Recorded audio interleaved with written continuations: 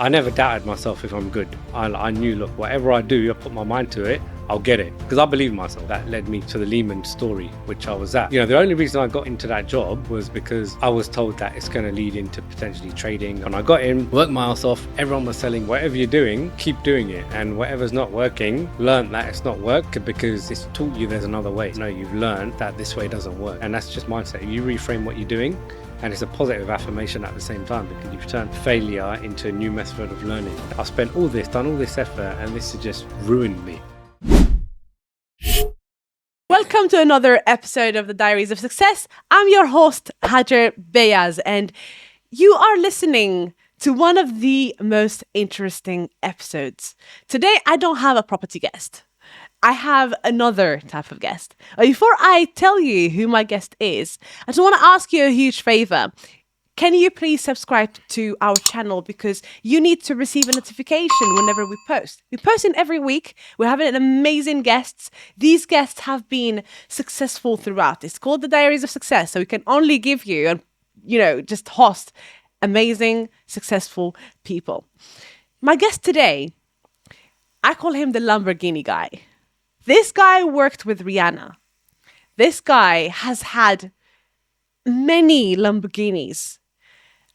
He has been working with different entrepreneurs. He's raised loads of money throughout his career, and he's helping others to achieve similar success right now. So I'm glad and honored to be having Ree Hurakan with me. Hi, Ree. Hey, what an introduction. Thank you. Well, look, Ree, without any further ado, you love using the word Ree in everything you put your hands on. Do I? I just thought reanimate, re-energize, rebrand. I just wanted to reinvent the game, really, because there's just too many people doing the same thing. So I like to recycle it in a different way and recreate. I think we're gonna have a lot of fun on this podcast, on this episode. It's reanimate, right? Reanimate. With a 2E. 2 E's, there you go. 2 E's. Boom, boom. So what's reanimate? What's your business? Who's Ree? So what's Reanimate? I was actually thinking about the company name all the time. And then I thought, who am I? What have I constantly done in my life? It's to basically reanimate myself, reposition myself in different ways to achieve higher income, better authority, so people come to me. So that's why I thought this is what my business and mission is about. It's about reanimating, reinventing people, because let's face it, a lot of people have experience, we have a skill, but sadly, I think the system and society and people around us keep us where we are. Okay. So that's the kind of mission and how we help people. So with our probably newest, most successful program, I have to say, which is actually 65% success rate in the coaching industry. Coaching industry is actually only between 5 and 10% success rate. So wow. I'm happy to be up there, and we're trying very hard to get it to 80% success rate. Beautiful. So what we do, we help coaches, experts, basically sell high ticket programs. So we turn their knowledge, their experience into an irresistible offer that literally people can't say no to. But within the offer, you get a hybrid of one-to-one and group coaching. Now, the reason I've added element of one-to-one in there is because when they come in, a lot of programs I've seen, people go into it, they get an online home study program, that's it. And then they just continue in their old patterns. So if you're working with a new mentor, you've probably got some old beliefs, some old things that you're unsure of, and then you take it with this new learning, which ultimately leads to what? No success. Beautiful. And who's Ree? Me, Ree. I'm just a normal guy from East London. I was pushing trolleys. I had a dream to own some supercars because back in the day, I remember seeing Cannonball Run at home with a family, and I wanted the car, I wanted the Lamborghini. I was like, wow, look at this iconic car, black, Countach, the spoiler is just outrageous. The back, the wheels are that big, the doors go up. Like, who would invent a car where the doors go up? And then literally, I actually got trump cards. My parents got me, and it had the Countach cards in there, and there was another car and some others. I was like, okay, well, I've got a Lamborghini, I can't drive it around. Yeah. But at the end of the day, they came to the country here with nothing, and they working 3-4 jobs each, trying to support a family. So I actually still got the cards to today. Wow. So I always appreciate that. Beautiful, beautiful, beautiful. Well, thank you so much. You're a father, Yep. your husband, Damn beautiful right. family. I love your family. Thank I'm you. friends with your wife. You've got a beautiful family, and we're going to reveal a special thing today, isn't it? That you Alright. shared with me. Yep. So you've been in business for how long? Good. Officially or unofficially? Unofficially, I'll probably say since I was a kid, Right. because I actually started to make money was when my first carrot was dangled, and that was a PlayStation. I said to my dad, "Oh, I want a PlayStation." He's like, "Oh, is it? That's good. Well, you need to go and earn it." Yeah. I was like, "What do you mean?" He said, "Well, look, there's stuff around the house that needs doing. Me and your mum are working. You know, we can't just come home and do it and you're doing nothing. Go and earn it." I said, "Okay." So started cleaning the windows, doing a bit of the garden, earning money. Then I worked out, I said, hold on, I've only got, it's a 3-bedroom house at this point when we moved, and one garden. The garden doesn't need cleaning a lot. Mm. The windows don't need cleaning a lot. So at this rate, it's going to take me over a year to get a PlayStation. I said, I can't be asked to do that. So then literally, I say to people, especially now in business, this is one lesson I got from then, is that just look outside and you'll see your answer. And that's literally what I've done. East London, terrace house. What am I surrounded by? Other houses, gardens, cars. So I thought, okay, how can I actually earn this money enough to get my PlayStation? And would you believe it? I've done it in 3 months. Original trajectory was going to be over a year just doing the house. But I actually hustled. I went knocking on doors. I said, look, you need your windows cleaned, you need your cars cleaned, your garden done. I'm here. Guess what? I'm here. And they saw me. I would wash my dad's car every week. And guess what? Of course, they're going to trust a little boy down the street. So that's what I've done. But then I also realized that there's only so much time in the day. And I want this PlayStation now. So my mate lived down the road. So guess what? I hired him to help me. So I outsourced. Now when I think about it, I outsourced and I'm scaling my business because I leverage people. So you've been doing things without realizing that you've been doing them, without putting a title No. on it or without putting a name on it. You've been doing things, and then it's just thinking outside of the box, isn't it? That's it. And at that point, I didn't know. Like, I just thought I had a goal, and if it meant I had 3 or 4 of my mates helping me, then it doesn't matter. And obviously, what I got paid, they didn't get paid that. They got, look, if any of you lot are watching right now, yes, you're getting about 30% of what I was making, but hey, it was good money then. So that's how. So I Really? use them, yeah, because obviously, if I'm charging £10, £5, and ultimately 30 quid for the whole job, and they get paid a tenner, that's good money for them. And I've made £20 without doing anything. That's true. Yeah. So, but now I see that that's my experience. That's paying for that. That's my management fee for doing it. So that's kind of, it's only now I realize it when I tell people the story. I'm like, wow, like that's actually business. But also in school, after that, when I was older, I was doing mixtapes, games, music. What was I doing? Music videos, and also a tuck shop. So basically, if you're in school and you wanted to buy stuff, guess what? Come to you. Chocolates, drinks. What do you need them? And how did I do that? Because there's a shop called Macro. This is before Costco, right? You can go and buy stuff in bulk. So guess what? When you buy in bulk, you can sell the unit price very expensive. And that's what I done because people didn't want to queue up in school because the tuck shop line was long. So they knew Ree had some stuff in his bag or in his coat. So they bought that. And then I made contacts with the Re11s. I was like their best mate. So if you think you're like year 8, year 9, these bigger kids don't want to hang out with you, but you've got something to offer. So guess what? They want to be my mate. And it's only now that I'm realizing, shit, like your network's your net worth. So back then, for me, I thought I'm friends with year 11s. They back me up. If anyone's picking on me, they got my back. But now I realize that, okay, all these stuff I was doing was actually elements of a business. And then later on, when I first started my job, that's when I realized, okay, shit happened in the job. All right, I didn't get to where I wanted to be. And that's when I thought, you know what, this is who I am. This is who I was. Why am I going ahead in this direction, trying to be someone I'm not? So I just basically reinvented and reanimated myself to that. I love that. I love that. And officially, Officially since 2011. right? So, what did you start with? Was it property? Because I know you're doing Oh yeah, property. yeah. So yeah, because I know you're loads of property people, so I thought I don't want to talk about property again. But yeah, so actually after university, the first thing I actually bought was a property. Mm, So throughout university, I always worked as well. So I saved money, and then I just as soon as I finished, I invested in property in my local area. And then I got that, and that was the first thing. So, because everyone tells you, you know, you want to get your first property, rent it out, make money. So I thought, mm, okay, out then that's good. Like, it's no point money sitting in my account. Let's put it into an asset. So I done that, but I didn't think of it as a business at that mm. point. I just thought, you know what, I've got a mortgage, making some money out of it. It's paying the mortgage, and I'm getting some extra pocket money. You know, back then that's how I thought about it. Because at that point I was in banking, my head was fixed on being this golden gecko banker. You know, I looked like a banker. I had my suit, I had my Costa coffee, I had my croissant, I had my Financial Times, reading it on the Jubilee line every day, thinking, you know, I know what's going on in the world. But it was one point just after Lehman Brothers collapsed where I was getting my bonus.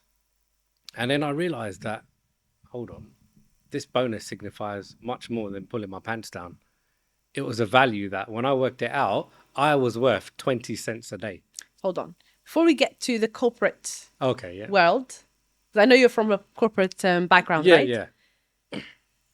You did another job. What was it? Oh, so that was basically the supermarket. Yeah. So I was worked in Tesco's. So I was pushing trolleys. I used to do that, especially on a Sunday, because I got time and a half.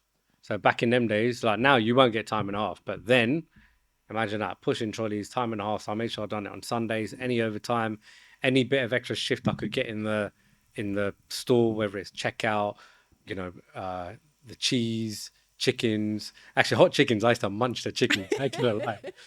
So I used to love doing that. But yeah, like pushing trolleys, it was embarrassing because when I used to see my mates or family and they see me pushing trolleys, I used to just pretend I'm on breaks.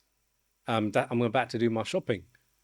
So, you know, it was embarrassing because obviously you think, okay, you're pushing trolleys, man. But ultimately, for me, it's about making the money. So it doesn't matter what job I had to do. Just like back in the day, if I had to clean a car, a window, a garden, I didn't care because I know I got money out of it.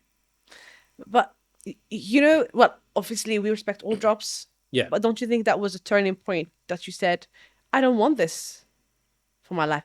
There are some people who still do that for many, many years, which if this is something you love to do, by all means, yes, do it. It's not a Yeah. problem.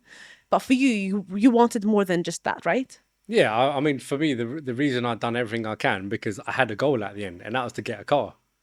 And it wasn't just any car. So if anyone's played Gran Turismo, you would know the Mitsubishi FTO. So I clocked that game with that car. I turboed it, I modded it, I've done everything. And I said, you know what? I want this car. How do I get it?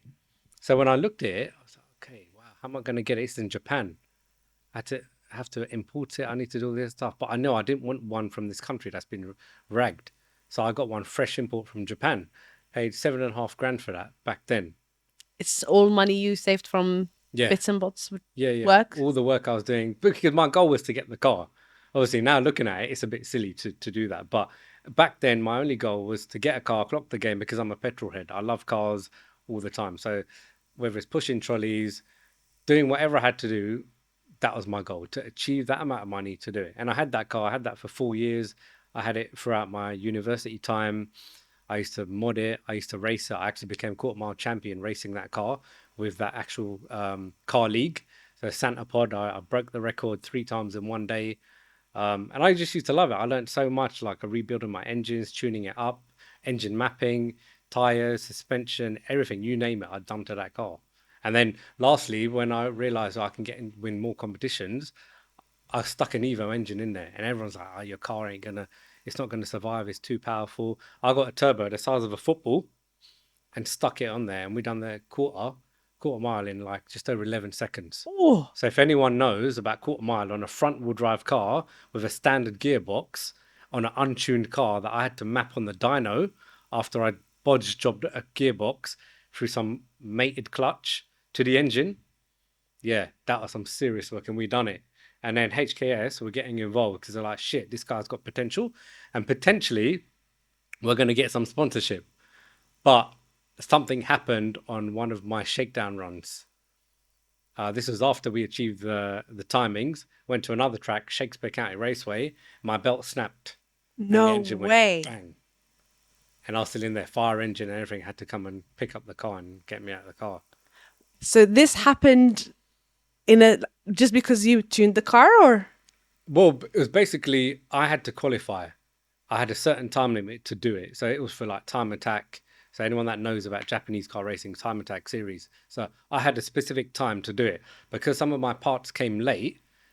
Rather than tuning the engine on the road, I had to do it on the dyno. So I was sat on the dyno for 4 hours. Anyone that's been in the dyno, putting your car, going through the gears, holding it, doing different rev ranges, checking your engine maps, that's boring work. But before that, I've never fitted a clutch before, let alone a gearbox. I had to do that.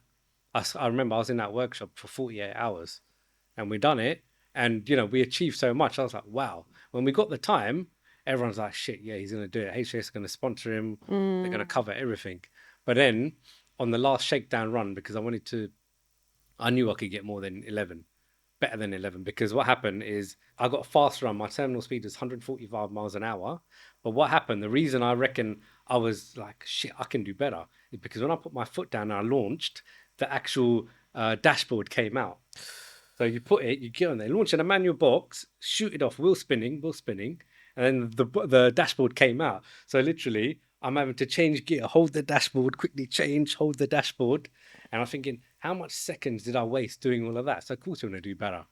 But at that point, we didn't know the force and the amount of power. Anyone knows cars knows that an Evo 6 engine is powerful.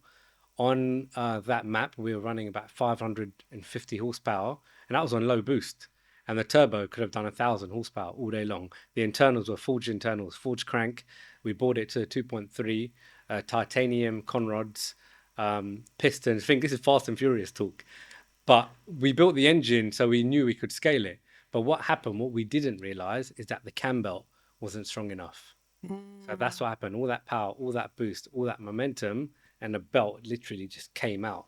And then because the car was going so fast, valve to piston, and that was it. We thought it was just going to be the piston, but when we took out the engine, just like in Fast and Furious, we stripped the engine, literally fired the onion rings, but the crank actually shattered as well. How did you feel about it Oh my when god! all that happened? I was like, fucking hell, I can't believe this. Like, this is more money that I put into the car. But when it's your passion, you don't think about. You think about. I just went to thing, and I was like, shit. Like, I was expecting just valve to piston. That's all right. But when we saw the crank was messed up, the pistons was messed up. Basically, it's a complete new engine. The only thing saved on that engine was the block, but the block potentially would have to rebore it again. Then I'd might have to make it a 2.4 or a 2.6, which means you need a complete brand new everything. Then when you go for more power, your clutch ain't going to take it. So you have to get a custom made clutch. Then potentially the drivetrain can't handle that. So you then have to think about, is front wheel drive the way? Were you disappointed? I was disappointed. I was like, flipping hell, man. Like, I've spent all this, done all this effort, and this has just ruined me. So then at that point, I thought, you know what? Let's just take a pause. Let's think about it. And then when I actually thought about how much money I spent, I thought, fuck, my goal was to buy a Porsche 911 at 25. So I just made that my new goal. How old were you then? When the car messed up, Yeah. probably about 22. And then, So young. yeah. So I just thought, okay, I've always got supercars, but I never thought I could afford them. And that was the thing. So I thought, you know what? I'm going to be one of these people in their Jap race car that's a Lambo killer, a Ferrari killer, one of those type of people. Yeah. But ultimately, I knew inside, I've always wanted supercars. But, growing up where I grew up, people I was around, no one had them. So for me, it was always unachievable. I was like, shit, I don't even know anyone. Like, the closest I'll get to seeing one of these cars is either in the showroom or luckily if it drives past me. Well, we know your network is your net worth. Probably this is not the best that I can say about this situation. But is it just associating yourself with the right people would have been an easier way. Because look, at 22, so many people don't have that opportunity. Yeah, yeah. I think, yeah, because if I knew people that had it, maybe I could ask them, how did they get it? Like, what did they do to get this car? But at that point, I didn't know. But what I did know was finance. And I'm like, okay, I remember my first 911, I bought July. So it was a month after I turned 25. Sorry, 26. So my goal was to get it by the time I'm 25. I got it a month after I turned 26. But I knew, I said, okay, I bought it for 22,000. I'm like, okay, fine. I've got 3 years. This is what I earn. I need to basically earn this amount in my job. But like, how can I make it happen? And obviously, you could leverage finance if you want to do it, but that car was private. So back then, finance companies wouldn't fund you for a private deal. So ultimately, 3 years later, I worked out I need to do this. Here's my expenses. I need to save this. I got money coming from my property. I can get this in, probably a couple of years. And that's basically how I decided. So literally, I went with, okay, you don't talk about it now. I had like 22 bags in my pocket and I went to go and test drive it, look at it. I had an inspection done on the car because with anyone that knows 911s, there's potential RMS in the 996 version. So I had to spend $1,000 on a proper check. They checked everything was okay. Then I bought the car. So, how was your shift then from being this passionate about supercars into getting into corporate world?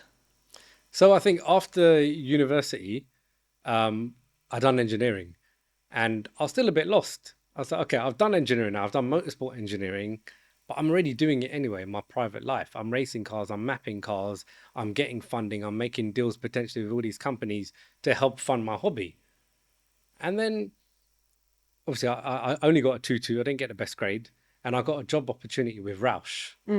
However, Roush is like with Ford, the Ford tuning American company, but they wanted me to work on their diesel area. And I was like, I'm a petrol head. I can't be doing diesel. It's like, I'm a Man United fan. I don't need that Cheating Liverpool on anthem, It's I couldn't. And then I got an opportunity through a friend in banking. They said, look, we've got a little temp role. It's Yeah. only like a couple of months, but get your foot in the door and then see what opportunity you can get in. I thought, okay, banking? Like, what do I know about banking? Yeah. I remember like when I applied to do work experience with NatWest, they turned me away and I ended up working in Argos for 2 weeks in year 10. I was like, shit, maybe banking's not for me because they turfed me before. I've got one bank account. What do I know? But I got in, done okay.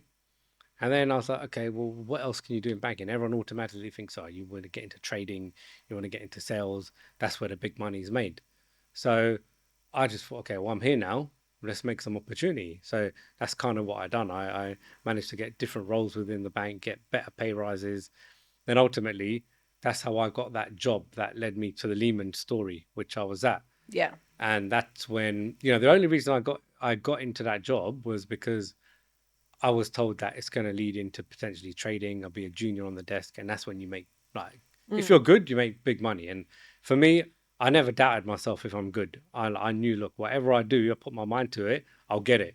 So I didn't care, if there's people from Oxford, from Cambridge, with whatever chartered accountant. I couldn't give a shit what letters you got at the end of your name. If you're competing with me, you better be ready. So because I believe in myself. So that's what happened. I got in, worked my ass off. Everyone was selling, you know what, this company, you get good bonuses. And these people have been in that company for at least 10 years.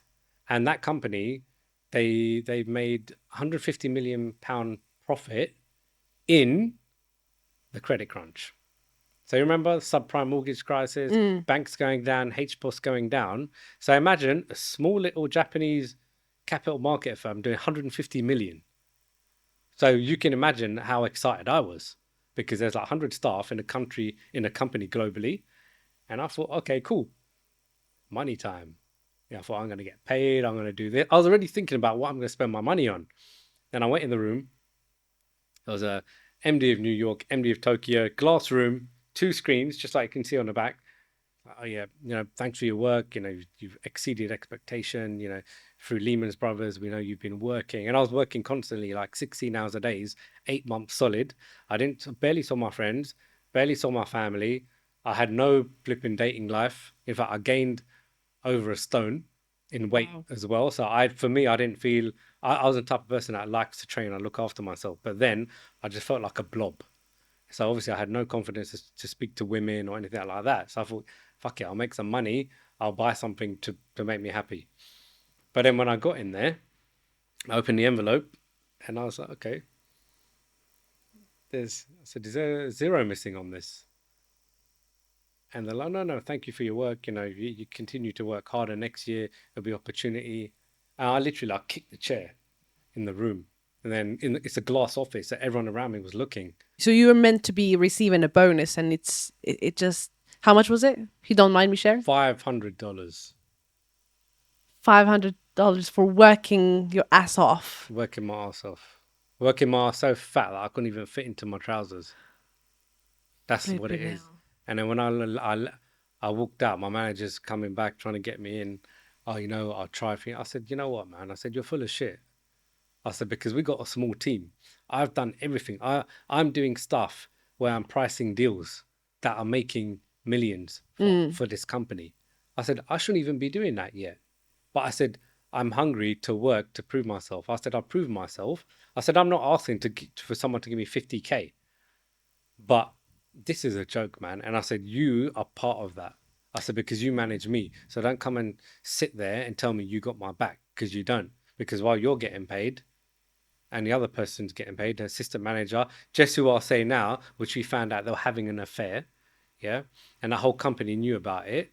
They were pissing about, making sure they get paid, but we all got screwed over. Would you feel like that was a bit of a disrespect? Rather than giving, I'd rather not get anything Yeah. than get. Give me that. Yeah. I'm like, you know what? If somebody said, you know what, you've been here under a year, like our policy says we can't give bonus till after a year. However, we can have a review in 4 months' time and we can talk about a potential pay rise because of all your work. Yeah. I would have felt 10 times better, Yeah. because I would have thought, okay, you know what? It kind of makes sense. Even though I was naive then, but then, I see everyone else excited with their bonuses, talking, whispering, and then I'm the ridicule of the office. You said earlier about being confident. You have a lot of confidence in yourself. Yeah. Don't you get misunderstood for arrogant? I think sometimes, yes. Now I look at it, I probably a few years ago, I used to be a little bit worried and say, okay, you know what, maybe I don't talk like this. It's arrogance. But then I think, okay, who's around? Who is around me telling me that I may sound arrogant? Maybe it's you, because you've not done anything in life. You've not taken a risk. You're staying where you are year after year. And speaking to me, you might think I'm arrogant. Okay, fine. If that's your perception of me after a couple of minutes, okay. Yeah. But I'm certain in stuff that I do. I don't bullshit you. I'm not going to be like, one of these FX or crypto people and say, you know what, man, come and do some Bitcoin mining. You're going to make passive income. Shut up. No, because it don't exist. Passive income is a complete myth. I don't care if you own property, you think you get passive income. It's complete rubbish, because you have to work to get property. You need to get a mortgage. You need to do legals. You need to deal with a management agency, even if it's hands off. So don't tell me this money's passive. It's rubbish. And if you believe in passive mindset, that's you. You expect something to come to you. You're not a hard worker, so you don't deserve that money. So now with that mindset, I'm like, look, I'm certain in what I do. So if I sound arrogant, I'm sorry, not my intention, but it's who I am. You like me or hate me, it's like Marmite. Beautiful. Thanks for sharing that. That's all right. I know it's sometimes hard to look back in the past and then see how much pain you've had, but then it's what fuels us Yeah, to big time. be better, to become better people. And also or maybe most of the entrepreneurs who are successful right now have gone through something that is triggering or something that is a life-changing. Yeah. And a point in their life where we all had it. It will be so much of a lie if someone sits in front of me, tells me they are successful, but they have no turning point. Yeah. So I'm sure this is going to be an inspiration to many of our listeners. Just to say that if you work for Tesco, if you work for a 9 to 5, if you work, if you're doing a cleaning job, or if you just doing a window, like anything you're doing right now, if you have the desire, the ambitions, the work, the you put in the effort, you work really hard, you will definitely get to buy a Lamborghini if you want to. If that's your thing, yeah. Look, I'm not going to bullshit you and saying, you know, you need to wake up in the morning, meditate, have your vision board, visualize. You know what? If that works for you, if you're spiritual, 100%, because I believe in Hug spirituality trees, for your whatever. energy. However, what I say to you is do things and have balls, because at the end of the day, we're going to fail. Like people want to call me a success. No, I'm a serial failure. If you want to know how to fail at 90 out of 100 things, come to me. I'll help you. But it's those failures which make me go forward. And that's the difference. Like you look at a baby, right? Like if I look at my daughter, when she's trying to walk, when she was trying to walk, right? She would get up, go on the ground. Get up, go on the ground. She might do it 10 times. Not once did she cry about it, moan about it, because then they don't know failure. They don't know fear. But society and everything makes us scared. So I tell you, what's scary is staying where you are now in 5 years' time. That's more scary to me than anything else. So if I need to fail 100 times in 5 years, then being where I am now, I'd rather fail 100 more times. Do you know, I like the analogy. And this is what brings me to realize that it's our environment that makes us that. As you said, your daughter now is trying to walk, but you're also encouraging her, right? Like if she doesn't make it, you just tell it's okay. You hold her hands, you try to help her out, let her go to try it for her on her own for a while, and then you grab her hand again, and until she until it happens, right? And this is what happens in life. But then it gets to a point where we are so scared to do things where we forget that trying will get you to where you want. And you know, you were talking, and I just had I just literally remembered the story someone told me a long time ago. I think I was a teenager, and it's about a frog that was deaf. Yeah. And the frog fell in like a well that was quite deep well. Okay. And the frog couldn't, you know, just jump. And all his friends were looking inside the well, looking at him all the way down.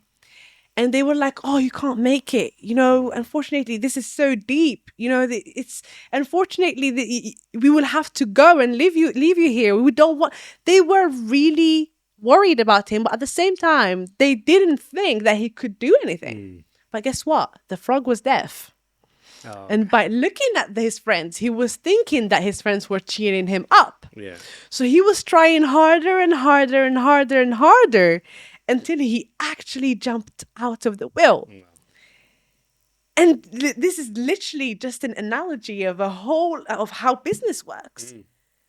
Unfortunately, we have outside people, sometimes out of love, they do things or say things because they want to protect us. Yeah. They don't want us to get hurt. They don't want us to get in a position of pain and they don't cheer us out.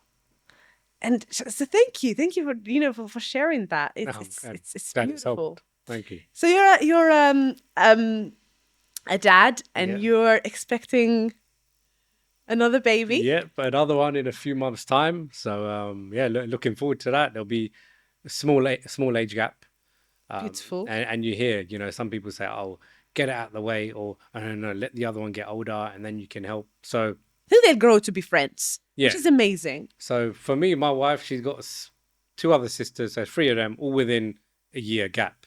Yeah. Me and my sister, there's a 5-year gap. So for me, I'm like, look, I don't mind. I said, if we get out of the way, great. If we wait a little bit of time, and that's what we thought. We thought, oh, you know what? We might wait maybe 6 months' time more, or maybe another year. Let's try and get business in order, because she's got her business as well. But if someone, you get jiggy and shit happens, and the little one's ready to come out. Well, look, congratulations. Thank you. Looking forward to see the baby. I hope it's going to be a Leo as well. Okay. Because I know Shani is She's a Leo. I miss her actually. Little lion, she is. She is. Little She lion. is. She is. She's a daddy's princess. Yeah. I love how she is. So well, look, you're a family man. Let's talk about this after the short game we're gonna play right now. Okay. So we have a thing in our podcast. We play a game. We want to make sure that our audience and our listeners do understand that we are people as well. We have fun. We do things, but at the same time, we're gonna tap into most of the answers Okay. in Interesting. after the game. So Should I be scared? Should I get ready? To you run should. out? You should get ready. Get ready. See you guys later. Well, look, I just want to remind you that the Diaries of Podcast is not like any other podcast. We don't believe in something called the formula of success. We believe that everyone's journey of success is completely different to one another. We're hearing from Ree today, and it's amazing to hear him share his challenges and what made him successful today. After the game, we're going to see how he managed to work with Rihanna. So I'm intrigued. But also, I'm sure you're going to get a lot of inspiration from this as well. Without, I'm just going to ask you openly, just do me a favor, hit that subscribe button and follow us on all our social media platforms. We're on Instagram, Facebook, TikTok, LinkedIn, Twitter. We're on all the platform. It's the link will be just in the description box down below. So do not forget to do that favor for us. And if there is anyone you want us to host, there's any guest you want us to interview and have a cute discussion with, please let us know in the comment section down below. We would appreciate it really, really, really much. So, Ree, without any further ado, the game is called Would You Rather. We've played this game with quite many guests. But we love it. We love it. We like how our audience interacts to it. Right. So I'm going to ask you a series of questions, and you just choose one. Okay. Let's do it. So it has to be fire, because I want to talk to your yes. Right. I want to talk to your subconscious. So let's start. Health or wealth? Health. Mauritius or UK? Mauritius. Oh. Property business or consulting business? Consulting business. Lamborghini or Ferrari? Lamborghini. Your wife or your children? I'm nothing without either. You have to choose one. Oh, choose. You have to choose one. Oh, choose. Wife or children? Can't choose that. Okay, so you have to think then. That's the thing. If you don't answer, you have to sing. Have to sing. Sing. All right. What do you want me to sing? Anything. What do you listen to in your car here? Diaries of Success podcast. So, what's your theme tune again? Choose any song. Oh no, just sing a Man United song. Glory, glory, Man United. Glory, glory, Man United. Glory, glory, Man United. I think we've seen everything in this one. Me and Chris have when seen the Reds go marching on. I literally. The fun. Oh, by the way, Joel Bay, if you're watching this, I told you Arsenal ain't getting in the Europa League. Like that. But you know what? To be honest, I love your answer. I love that you didn't give me an answer. It's good. If I were you, I probably would choose my children. Probably would do that. Yeah. Sorry, future partner. Well, it depends. If your partner's, like your days, you think, okay, mate, your partner's an arse, all right, maybe you can go. But I think with the connection I got with my wife, my kid, it's true. You know what I mean? No. Listen, no asshole is gonna stay with me. If you're with me, you're a man. You have to be a man. But it's just like, I don't know. It's probably the children. I wouldn't want them to be replaceable. Like, I don't know. It's a discussion for another time. But it's just completely different. Yeah. Okay. Mentoring or getting mentored? Mentoring. Okay. Andrew Tate or Piers Morgan? Tate. Banking or business? Business. Business all the way. Okay, you know what? Thank you so much. That was a quick fire one, but I'm going to come back to some of them. Ooh. Yes. You've already elaborated on wife or children. Appreciate that. I respect that. I'm sure you're an amazing husband and an amazing father. Try to be. So you said, Tate, Yeah. elaborate. So Tate, I mean, to be fair, I didn't really know who he is before, all this stuff Yeah, happened the last few months. yeah, And for me, it's like, okay, I can understand how people can be misrepresented. Someone could look at this podcast, yeah, take 5 seconds, 10 seconds, and make me to be out to be a monster or something, yeah, right? yeah. But if you look at some of the stuff he says, I think he's totally right. One thing is about being you talked about finding a partner. Now, why is that? Because there's a lack of value men around. Mm. Look at the amount of blokes out there. They're bums, That's true. you That's know. true. So end of the day, like any pretty girls watching out there, yeah, you know what? You can be replaced. Your age and whatever Botox you want to use, it's gonna have a shelf life. And any pretty girl, they can go anywhere in the world and get someone. But can you get a A guy, lasting one. yeah, that's going to respect you, that's going to help you grow, and that's going to provide and protect you? I doubt it, because men are getting a lot more softer, and I think society are trying to make men softer. So I think what he represent in terms of a stoic part of masculinity, 100%, because I think the the value, the logic, and the kind of persona of how men are has changed drastically. Do you think men are trying to be put in a position where someone has to change them, or they wanna be changed? Do you know? So if I maybe I'm trying the re quite a lot today. Reanalyze. Literally, Yeah. or maybe say it, like say it in a different way. Do you think that women are getting a lot more advantages than men? Yeah, look, let's put it this way. If you're a pretty girl, you don't need to do much, right? You can flutter your eyelids, you can get stuff, you can get Thank you. into bars, you can get Thank guest lists, you can get a lot of stuff. Yeah.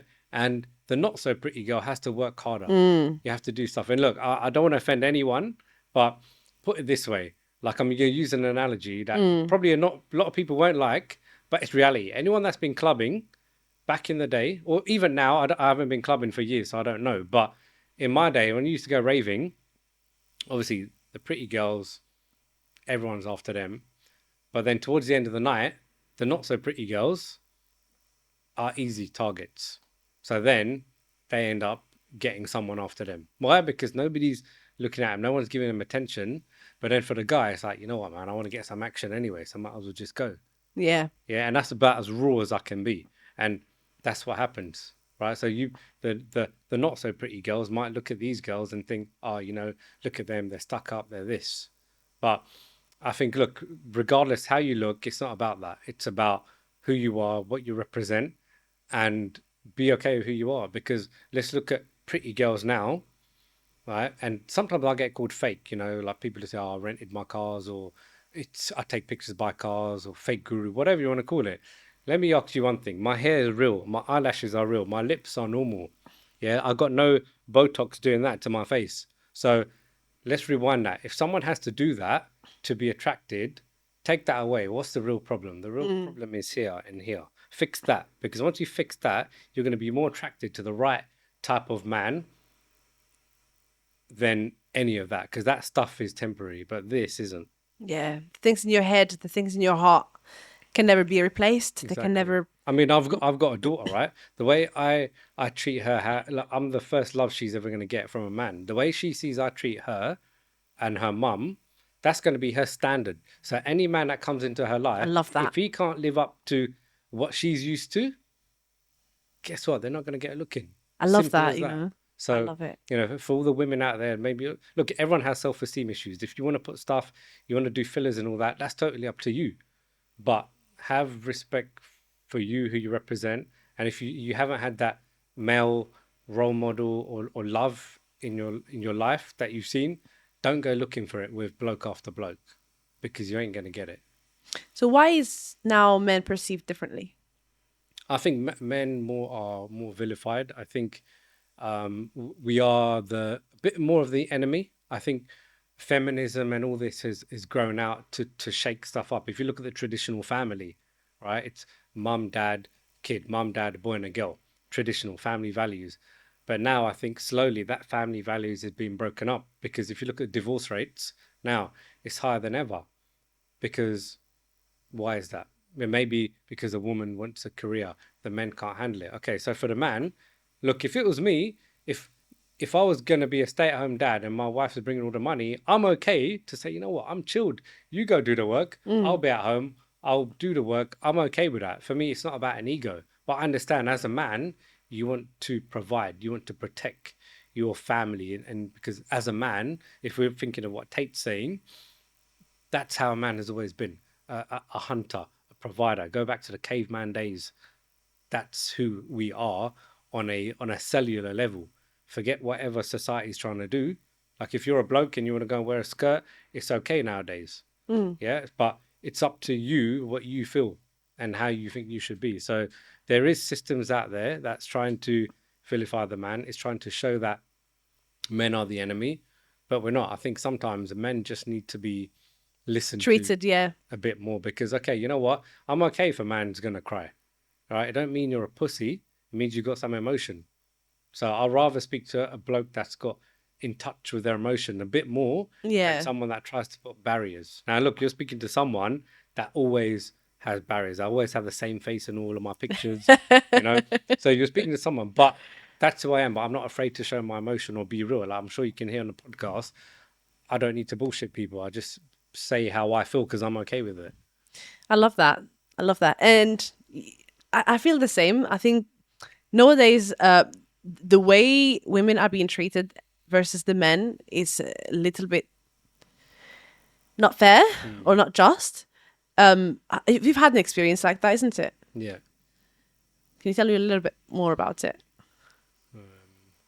Oh, there's been quite a few. Which we pinpoint any particular? I think you've mentioned to me once that the way you were treated in the hospital. Oh yeah. So for guys, obviously, I first time dad. So when it comes to appointments, it's like, okay, yeah, the dad there. Okay, you can't come here. Only so You think they before, should be more involved yeah, in? before they were using the whole COVID protocols. Obviously, COVID's been and done. Nothing's helping it. Live your life. Get on with it.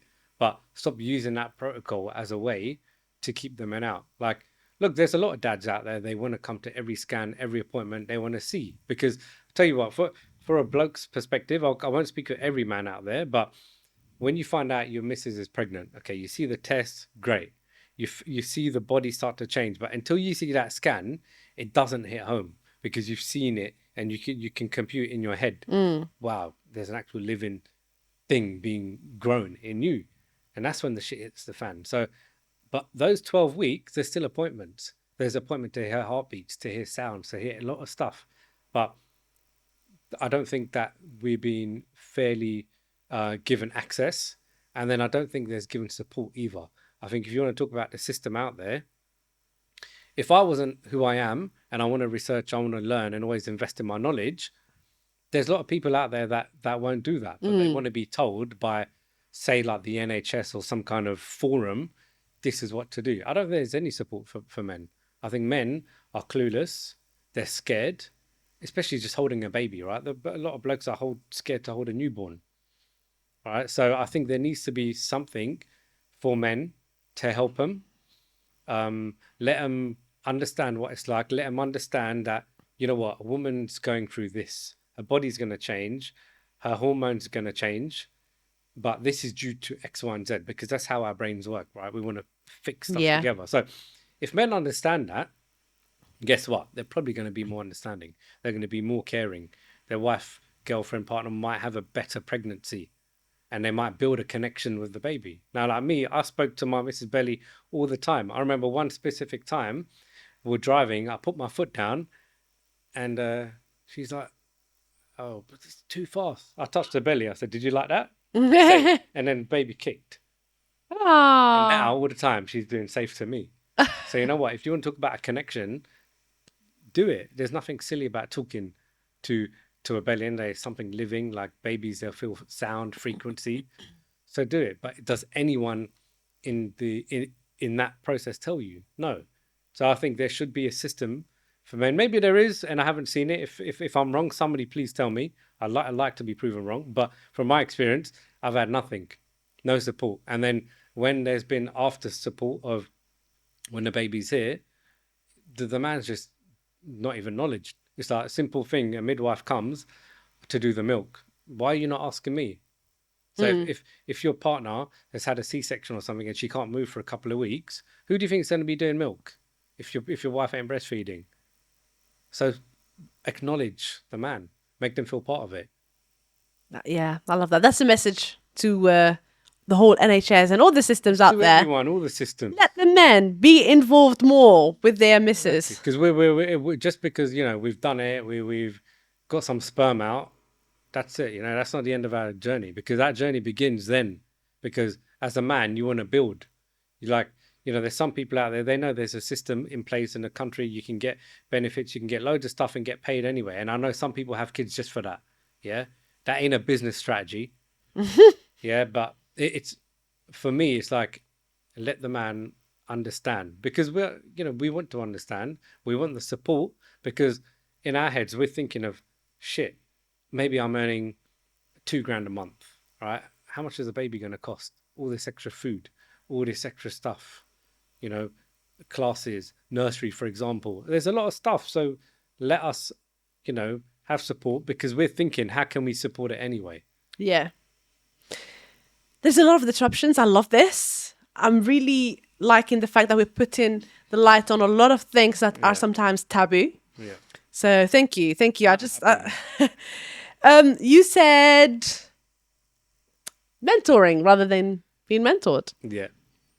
So I see it as like giving. Okay. Giving is, I feel energized when I'm giving. I'm a giving person. And when I come off my mentoring calls, I see my clients have breakthroughs. I'm like, wow, like I come off the end of the call buzzing. I was like, wow, man, I can't believe we're having this impact. Now, don't get me wrong. I've had mentoring, I've learned stuff, but at the point where I am in my business and the stuff that I'm doing right now, I don't feel that I need another mentor to help me go to the next level. Yeah. When I do, 100%, but I'm not just going to go and invest in mentoring to reduce my corp tax. Yeah. Some people like to do that. But for me, I get so energized of giving to my clients and seeing them get results. Yeah. That for me right now, this is what I really enjoy doing. Beautiful. We'll get to how we can get in touch with you in a second, so people can learn from you and just get mentored from you. So what is it that Ree is doing right now? You're helping people, because I know you're doing property. We're not going to talk about that. You run a couple of serviced accommodation and stuff. But what is it that is the core element of your business? You mentioned earlier you're helping people to grow on how to sell, on how to literally distorting the whole business. Yeah. Dividing it and working on every element, right? Yeah. Because there's some people who don't know how to deliver, but they know how to sell. Some others, they don't know how to sell, they know how to deliver. But if you don't know literally everything together, it's really hard to run the business. Exactly. I put it on my story the other day. I had a couple of salespeople in the podcast.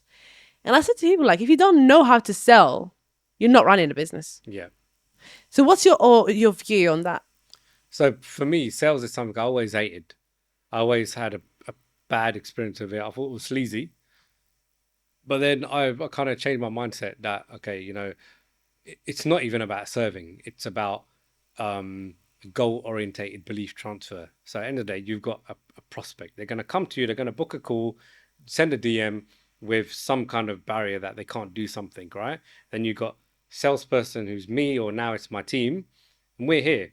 So end of the day, all this doing, we're either prospects going to come to us, go away with an objection, because maybe the salesperson isn't handling that journey for them, or guess what? They're going to come here, we're going to work together and go here. Okay, so how I see that is belief. And I mentioned something on my post the other day, actually, and there's a reason my posts are the way they are.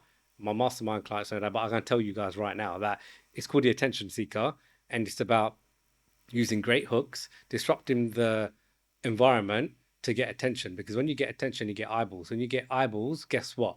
Using my system, you book calls. And when you book calls, guess what? You get sales. So And you get results. and you get results. And you get results, you get money. Exactly. So technically, So with that sales system is that I've done extra sales training. I've learned a lot of stuff, and I've looked at stuff, and I thought, okay, you know what? I've seen all these other mentors about all these people doing what now. Okay, you mentioned sales. Some people will sell, and they'll just sell to anyone. So they'll put on an event, anyone will come in freebie, and then they'll make them believe that they can go and sell stuff. Great, you can go and sell stuff. So how are you going to get the sales job? How are you going to do your system? How do you have your own integration to know your commissions, to even set up a Calendly and go and plug into a coaching business? You don't. So what have you learned? yeah. Yeah. So for me, if you're going to have a salesperson that's going to come in your company, there's two things. The company should have a complete sales system that they can onboard you on and training and do it. Great. How I do it is like, no, if you haven't closed at least 250K in deals on the phone, sorry, right now you can't work with me. Why? Because the amount of leads we're getting and the way we do stuff, we need to move fast. Not to say there's not a position for you later, just the speed of execution we're doing, you need to be able to do, and you need to be hungry and work with the fast paced. Now, there's a lot of people out there which will teach lead generation or whatever. Fine, get your lead. How do you nurture them? How do you close them? So you can see. So the reason I put my business is 7-step business boost system. So from state all the way to scaling up. I'm not going to go through all of them, but what people have a problem in their mindset, right? So you got your own mindset, and that could be a limiting belief. Right? I don't know how to start a business. Seeing the word business scares the hell out of me. Right? That's cool. That's cool. We need to get through that. That used to be me, you know. Oh, I think it's in the head of everyone, like especially taking the first steps. yeah. Like, okay, yeah, I have the drive and I want to be a successful person and I want to be an entrepreneur and I want to have millions of pounds and generate an income and have to replace my current job. But how do I start? Exactly. Where's the how? What's the A? It's all here. All here. And that's what I think is unique. We don't just chuck everyone in the firing line. So you need to understand your state. So we teach state. In fact, the experts in my team are 10 times better at that individual part than me. So when you get access to me, you get access to my network. So just for example, the person that will be coaching you on your state is a trainer for Tony Robbins. Yeah. Name me another program where you get that. Yeah, my marketing expert has turned 900 businesses to 7 figures. Again, name me a program where you get that. Who are we talking about? So we've got Imran. Yeah. We've got Christina does help with the marketing. Yeah. Obviously with me, strategy. Look, I've done over 100 million in sales in my whole career, from banking, property, programs, everything, right? So this is sales in different parts. However, the sales system we've put together is a bit of hybrid. There's a bit of NEPQ. There's a bit of stuff that we've learned. There's a bit of stuff. I don't know if people heard of Bill Walsh, but the way he sells, flipping legend. He cut sales calls down. And that's what we want to do. We don't want to be taking people on a sales call. We make them so depressed that they want to invest. No, I don't believe in that. Yes, you understand their pain, and we contextualize it to a goal that they want to do. Can they do the goal? Okay, they're missing X, Y, Z. Hey, guess what? 3 out of 7 steps of my system is going to help you do that. And that's what we do. We take them through it. So it's not just a program. You're going to learn one thing. You learn, obviously, your state. You're going to learn how to make a product. If you've already got a product, we can enhance the product. Then about your story. Because look, everyone's hearing a story about me today that maybe they've never known. Because you look at my Instagram profile, you'll probably think 2 things. I like the guy, or what a flash twat. So you learn about your story. You learn that your story's power. Then spotlight. How do you put yourself in the spotlight so people respect you? You're positioned higher. Because don't get me wrong, if you've only got like 10, 20 followers, it don't mean you're down here. It's up here. Look at my posts. Some posts I get 10 likes. Some posts I get 200 likes. Those likes, for me, it doesn't matter what like it is, because my calendar is full. So it doesn't matter about that. And then you have your system. What is your system? Your system is everything. Your state system, your solution, your story. For example, what kind of content are you putting out? Do you have a content system to do that? And then it's about sales. Now we do 2 things. We do sales in the DM and we do sales on the phone. Right now, we've had a mad problem in our business, and I looked at the sales process. And don't forget, this is someone that's hated sales, but I'm a strategist. So I think, what is missing? What's the gap in my sub process? Well, I'm getting a lead that come off my Instagram. we'll start talking to them. Okay, they're still pretty cold to warm. Then we send them on a sales call. Okay, so for me, can you see the gap? Something in between. So what have we done now? We need to build trust quicker. So there's two factors we can do. One, which I'm getting involved in directly here. Now a lot of people will say, you're the business owner, you need to step out. Yeah, step out. But when people want to work with me, they want to hear me and they want to work with me. They don't want to speak to Joe Blogs on the team straight away. So I collapse that time frame of nurturing here. Then we have another call, which we call a triage call. Yeah. 15-minute call, out the way, 4 questions, we pre-qualify them. Then it's resources to get them ready for the sales call. By the time they're on the sales call, guess what? We've collapsed the time frame. And what have we collapsed? Say you're doing a webinar, you need a landing page. Okay, go and do your webinar. Do you know how to build a landing page? No, probably not. Most people don't. Then you've got to run ads. Do you have money to spend on ads? Business niche, it's expensive, right? So if you've got £500 for ads, good luck filling up your webinar.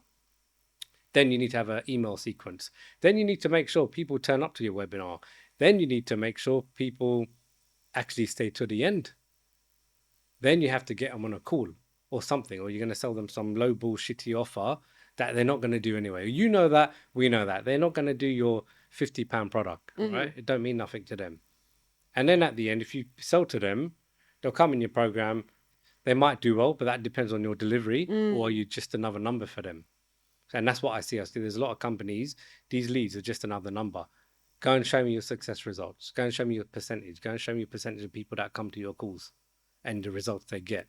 Then come and talk to me. With me, I can show you my percentage. I can go show you success stories right now of people that had no idea. I've got one client, she's done so many programs of how to build a business, do social media, do sales, and guess what? She's never sold a single product. I think I know who you're talking about. She's worked with me. She's sold her first high ticket product.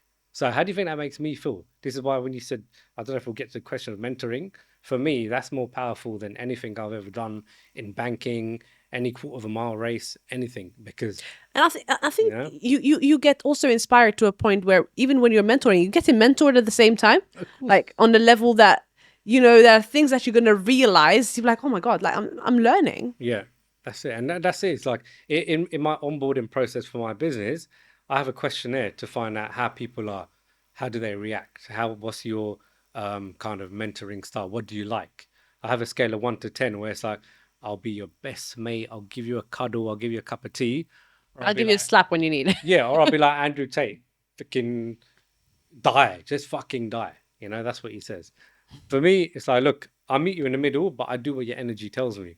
If you need a slap, you're going to get a slap. And in fact, I like football as well. So I've integrated some stuff of disciplinary in my program. And that's yellow card, red card system. Now, there's probably going to be a lot of you going to copy me, which is cool. But do it because it's going to help your accountability. So we do that for accountability. We have 3 times the amount of accountability in our group. We chase you up. We pick up the phone, where you at? What you doing? What's your blocker? Tell us. If you haven't won, if you haven't made a win, that's okay. Give us a date where you can be accountable to do it. Now, I've been in a lot of programs. I've not seen any of that in anything I've ever got. So I'm doing it because I know it's what I never had. Yeah. So for someone else to succeed, they're going to get all the gaps and they're going to understand their business. So for example, one of our clients, 7-figure business owner, sold their business for multiple 7 figures. Yet they're charging their coaching for £40 an hour. Can you see? But like, bit weird, right? I want to learn off a multimillionaire. Yeah. £40? Joke. Worked with us, learned how to make hard ticket offer, done over 30k in sales already. Wow. And now work with less clients, worked with the ones that they want, and charge a premium where people respect you. If people say to me, look, I'm too expensive, with all due respect, I've got clients that pay more. That's fine. But this is my value. This is why I like step 4 my system spotlight. I'm here because it's taken me 20 years to get here. So if you're going to invest at this amount, you're getting my 20 years in that time frame collapse. So when you see high ticket, do your due diligence. Look at what you're going to learn. Like when we have sales calls, people like, what I've learned previously is focus on the pain, focus where they want to get to. It doesn't matter how they get there, just show them the result they're going to get. True. Yeah, well, I think that's complete crap because I show them stuff. I show them my group. I show them my portal. I show them what they're going to get. So for me, that's been more powerful than making them cry about the fact that they got overweight, they're having bad problems in their life, and this program's going to solve their life. No, it ain't. But being part of a community that you can see winners every 3 times a week, people are winning, right? It doesn't matter if you've made a 10 grand sale, or guess what? You've done part of your system, or you've done a post that's getting feedback. Yeah. That's a win. And that's how you win. And one thing that I've learned, and which I do all the time, I got a notepad and a pen by my bed. Every night I go to bed, I write down 3 wins, because I went through a period last year Wow. where all I ever thought is that I'm losing, I'm failing, I'm fucking up everything. So if you can create a winning mindset every night, you will never lose. And you compounded that over and over, you ain't going to be upset. And it's just little steps that you're not going to realize that you've That's it. done. I've done a live before I come on here, and I said to the guys, look, what wins have you got? I know it's only 1 o'clock on a Monday. They're like, oh, no wins. I'm like, well, okay, I've got 4 wins. I woke up, I opened my eyes. Number 2, I was able to drop my daughter to a nursery. Number 3, I've done a live with my clients and how they made 11K in 30 days. Number 4, I'm coming to this podcast, which I'm blessed to be able to be a guest. I said, so tell me how you're not Thank winning. you. Do you know what I mean? And it's just mindset. It's a mindset. Yeah, like, like the little things. I also have one of my mentors, he's like, always be grateful for something. Just try to exercise the gratitude and being grateful. And I'm like, oh, but you get to a point where you're going to run out. I'm like, no, you can never run out. Just be grateful for anything. That's it. I'm grateful. I'm here with you. I'm grateful I have Chris here. Exactly. Chris is the man. It's little things that we sometimes don't realize that we have them. Just having our families around us, just having the knowledge that we can share, just having our friends, having the little or the lots of food that we can put on our table. Exactly. The ability to take the bus, the ability to be able to walk and not being a disabled person, or just so many things out there that we need to be grateful that we don't realize that are in our life for a reason. Well, let me get to the last point before we close this. It's been an amazing podcast so far. What happened when you get speakers on the show? I don't shut up. Honestly. Well, look, you worked with Rihanna. How did that happen? Oh God, it was kind of bad. I mean, it's not Rihanna. She's not the only one you worked with, right? No. So can you tell me who you worked with? Yeah, so we've done stuff for Prada. Okay. As well. We've done some marketing for Tony Robbins' event and Dean Graziosi. Done some funnel stuff for Jay Shetty as well. Right. It's a big boys. I think you've done something for the Fast and Furious. Oh yeah, how can I forget that? Fast and Furious 9. Yeah. Yeah. Fast and Furious. It's amazing. Rihanna. I forgot myself. Yeah. Jay Shetty. Tony Robbins. I mean, all these people are just amazing. So how have you managed to... Well, the Rihanna one kind of stumbled on. I think the production company found me on social media, had a chat, and I think ultimately they wanted to do something else. Mm-hmm. But then by the time I had a chat with them and I gave them a no-brainer offer, they're like, oh shit, yeah, we need this guy. So obviously my car was part of their set. We helped them with their set, and we helped them with some of their launch strategy because they were bringing Fenty Beauty to the UK. So we helped with that, and that was great. And when I talk about this, and I couldn't talk about it for a long time because of NDA, but now I can. People are like, okay, weren't you afraid? I'm like, afraid of what? I said, my flipping 550 horsepower car failed me on the track. Well, I said, she's just all right. She's a celebrity, whatever, but I don't really get starstruck. But for me, it's like, look, if someone like that's asking for help for something, even if it's something small, I know how we can do it. And they had 2 objections. So I just made it a no deal breaker. I'm like, look, okay, we're going to do this. I'm going to guarantee you, and I'm going to put it in writing. 24 hours. Not my team is going to be in touch, because I didn't really have a team then. I just said, I'm going to do it myself, and I'm going to have the clause written and signed by me on behalf of my company and personally. I said, you ain't going to get a guarantee like that. And then, we done it. And it was great. How many cars did you own? At that point, I had 3 Lambos sitting in there, and I said, look, what do you want? I said, do you want the Aventador? Then they said, oh, we don't know if it'll fit in the studio. I said, hold on. But then again, in her last video, she had a white Aventador on the table anyway. I said, you don't want that. I said, my SV. I said, if you want my SV, we need to up the price because that's a £360,000 Lamborghini. I said, however, now I know your studio, I know the set, I know the product, I know what we're going to do with it. I said, the Gallardo is going to be the best thing. We had a look, said, okay, but it's currently white. Turned it pink. We turned it pink. And then because of the pinks we had access to, we looked at a product. I said, you know what? It's not really going to work in your studio. I said, how would you feel about changing your studio? They're like, what? We've got all of this. And then I got an Uber. I said, look, I said, when you're in the studio too, they said, we've got 3 more hours. I said, look, I'm going to send you a piece right now. So I sent them the piece we wrapped just like a sample portion of 3 pinks. I said, this is the one that's going to go. They took it and then they called me out and said, yeah, you're so right. We're going to go with this. Send us more. Wow. And that was done. It Wow. was like, wow, like, you know, got that on the portfolio and it was just fun. I mean, and after that, I think one bad thing about me, I don't always accept my success or I don't always celebrate everything, which I've changed drastically in the last 6 months. Yeah. You know, Yeah. like I move on to the next one. I'm like, I got my first Lambo, I got the second one, all right, next one, blah, blah, boom. You know, I always managed to find a way to chat shit. I was like, oh, you know what? My first Gallardo, it was a generation one. It was 2008. It was an old one. I was like, what kind of talk is that, man? I spent 90,000 on a Lamborghini. Some people will never be able to do that. What's wrong with me? But I think it's the way I built a mechanism to keep me humble because I was afraid of what people would say anyway. Because I never used to tell people I had a Lambo. I remember we went to some Frank Bruno charity event and my mate's like, oh, have you told them what car you got? I'm like, no, what for? He's like, oh, you know, he's driving a Lambo.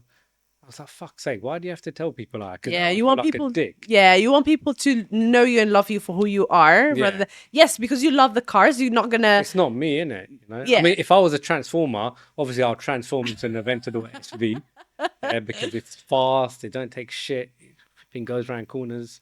No, to be honest, I've known you for many years now. We've been friends for a long time, and I think you're a very, very humble person. And if anyone says otherwise, I'll just think they're a dick. Yeah. So honestly, I love you for who you are, and you know, just keep doing what you're doing. You're doing amazing. You're sharing your knowledge with the world, and it's you could have said, you know what, I can't care less. Yeah. I've got what I want. I don't have to, do what I'm doing. But Yeah. you're waking up. You're making sure that the world is being a little bit better every single day. So thank you. Trying to. That's all we can do. Well, look, it's been an amazing podcast so far. So I know you've done all these achievements. To you, what's the definition of success as a last word? Definition of success is persistence. Just be persistent. Whatever you're doing, keep doing it. And whatever's not working, learn that it's not worked because it's taught you there's another way. So don't think of failure that, you know, you failed, you're a fuck up. No, you've learned that this way doesn't work. And that's just mindset. You reframe what you're doing, and it's a positive affirmation at the same time because you've turned a failure into a new method of learning. So that's kind of, I wouldn't even say secret. It's just me. I mean, I don't really give up in much stuff. So, you know, it's, if you think about it, you came out of your dad's bits into your mum. You know the percentage of a sperm getting to an egg? It's 400 million to one. Yeah. So if you were that one that got through, what makes you think you're a fuck up and a failure? Think of that next time you think you flopped.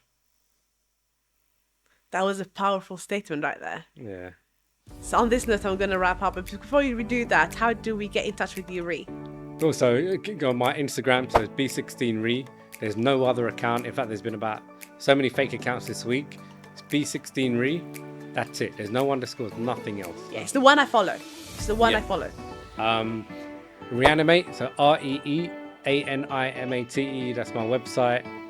If you want to email, it's hello@reanimate.com. Otherwise, you know, we're very responsive on the Instagram. It's not just my team manager. I actively respond to people as well. So I'm not one of these people that you'll never hear from. Right.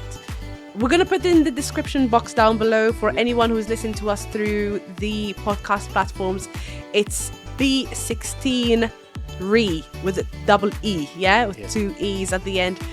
Thank you so much. It's been an honor, Ree. Thanks for having me. Can't wait. You know what? I think we're gonna book in a season 2, because I'm thinking to do this in seasons. In season 2, we'll definitely have you back, and maybe we'll talk more about the Fast and Furious. Oh, awesome. Yeah. I'm back. Beautiful. Thank you so much. Thank you. Everyone, thank you for watching and thank you for listening. You've been absolutely amazing, and I can't wait to see you in the next episode. Let us know what you think. Let us know what are the challenges you are facing right now. Make sure you get in touch with Ree. Make sure you learn from him a little bit more, because we're bringing you, he's sharing with us the amazing, amazing, amazing values. Thank you, and until the next episode, make sure you are your best self.